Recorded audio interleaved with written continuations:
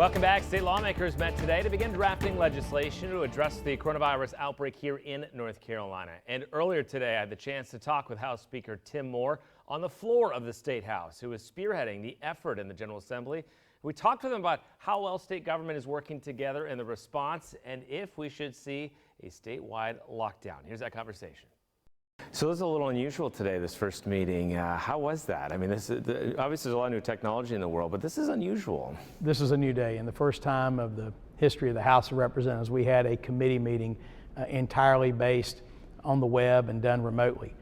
We're right now, of course, on the floor of the State House, and as the viewers can see, the seats are very close to one another, so would not be the appropriate social distance protocol.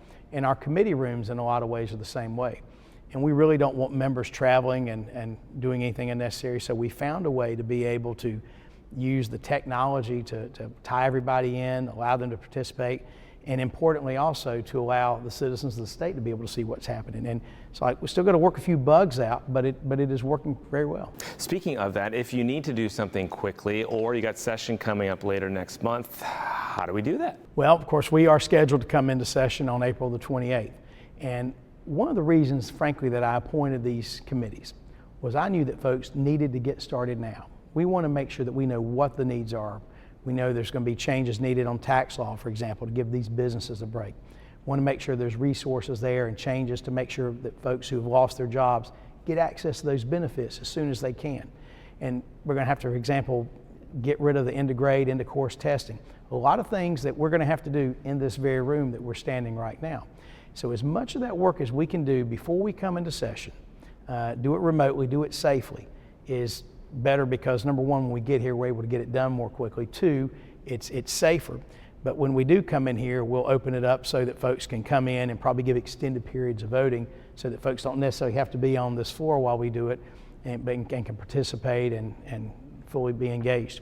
Another thing that we're doing that is brand new in this legislature is once we come into session for the first time, these sessions will be broadcast real time, not only audio, but also with video. We've just had the equipment put in just a few weeks ago, and so the folks sitting back home will be able to see us online and also on one of the UNC TV channels. Something permanently that will stay in place then?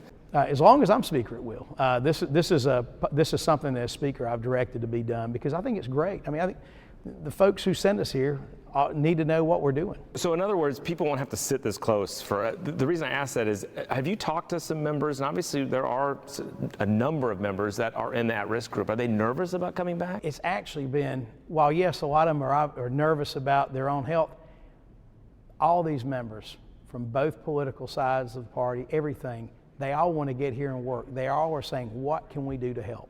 We want to make sure that North Carolina at the state government level is ready to respond to what our citizens need. So if I'd let them, they'd all come in here right now and go to work right now, I would bet.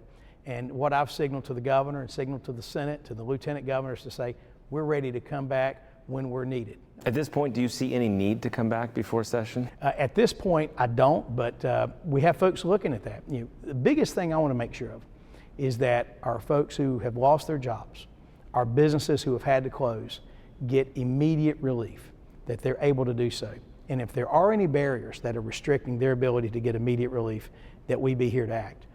Fortunately, our budget is so strong that we have the funds there to take care of it. For example, on unemployment. We have right now in North Carolina, Tim, a $3.9 billion fund set aside for unemployment. That will take care of our workers. We have a little over $2.5 billion in money that is unspent that can be used on the bottom line. And then we have around $1 billion in the savings reserve or the disaster fund. So we have money because we've budgeted so wisely to be able to deal with this. And then when you match that with the federal funds that are going to coming in, North Carolina's going to be fine. We're going to work through this. There has been some talk in the other chamber about, checks for everyone, essentially, like what the federal government's talking about doing. Is that something that's on the table? I want to see how the federal process works. In other words, we need to see what happens because the federal government has the ability to put a whole lot more money than the state. I mean, they print money, right? We don't do that in the state. So they're going to see that. We'll see what kind of stimulus effect that does. The biggest thing for us to do, though, I would say, is to do targeted relief. We know, for example, that our rural hospitals our rural hospitals are going to be hit hard. They were already on hard times right now. Just a month or two ago, I believe the hospital in Randolph County had filed for bankruptcy protection.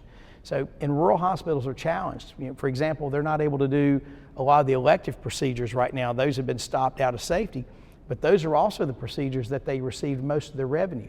So now that has stopped. So we need to be in a position to help that. And we also don't need to just drain the Treasury, because there's going to be state funds needed to be able to match the federal monies that come in. So we need to make sure we have a robust Treasury as we go into this. There has been sort of a robust debate about these stay-at-home orders we're now seeing on the local government. Some are calling for it on a state level. Where do you sit with that? You know, I've communicated with the governor pretty regularly on this, and what I've asked, based on what we have seen so far, is a nuanced approach to it, where for the larger cities, the higher density populations, if you look at where the clusters of cases are, they're in Mecklenburg County, Wake County, Durham, the areas of greater population. You may need one level of restrictions for those counties that maybe you don't need in Terrell County, that you don't need in Polk County in the west.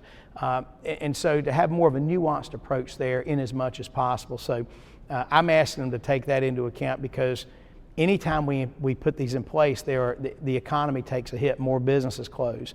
And we need to find that balance, and it is a tough balance. But there has to be a balance struck between protecting the public, but at the same time, not allowing our economy to completely collapse. And I know the governor is being pulled in a lot of directions, and I know that they have access to information probably that I don't. And so we've asked them to take that into account, and just want to work with them on whatever happens. The president said he wants the economy back open by Easter. Is that realistic, at least here in North Carolina?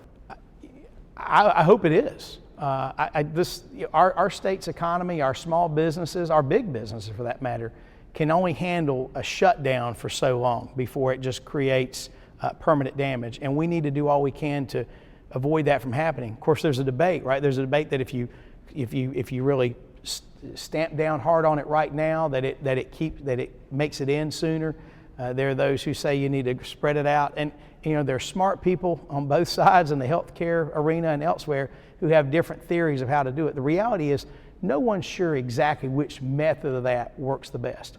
But I do think the nuanced approach that's happening right now, if you've got a community that is a hot spot, where it is spreading, where it is very dangerous, you definitely need to do all you can to contain it there and to limit interaction there as much as you can.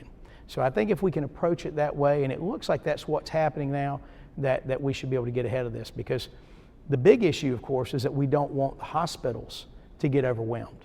You don't want that sudden spike like what you saw in Italy, where everybody's rushing at the same time, needing access to ventilators and all this equipment. And so, and also the other thing that's happened, the more time that we buy right now, Tim, more PPE, the protective equipment's getting out there, more ventilators are being manufactured. And among this whole thing being so terrible, there's a lot of positive thing coming out of it. I've always said there's absolutely nothing that can stop American ingenuity and the free enterprise system of this country, except for government and government regulation. I have to applaud what the president has done by getting rid of a lot of these just unnecessary, burdensome regulations and just bureaucracy about getting drugs to people, getting treatments out there, about encouraging manufacturers. Instead of making cars, we're making ventilators. It's almost like in your own county, right? Exactly. We're making masks and PPE, but it's almost like in World War II when auto manufacturers, when Buick stopped making cars, when making airplanes. That's the kind of thing that we're seeing happen now. And so among just this whole thing being so terrible, we are seeing ultimately what makes America and what makes North Carolina great, and that is that American spirit to take care of our neighbors. All right, time for one more break. When we return, we'll talk with a North Carolina congressman about the proposed stimulus package moving through Congress. Stay with us.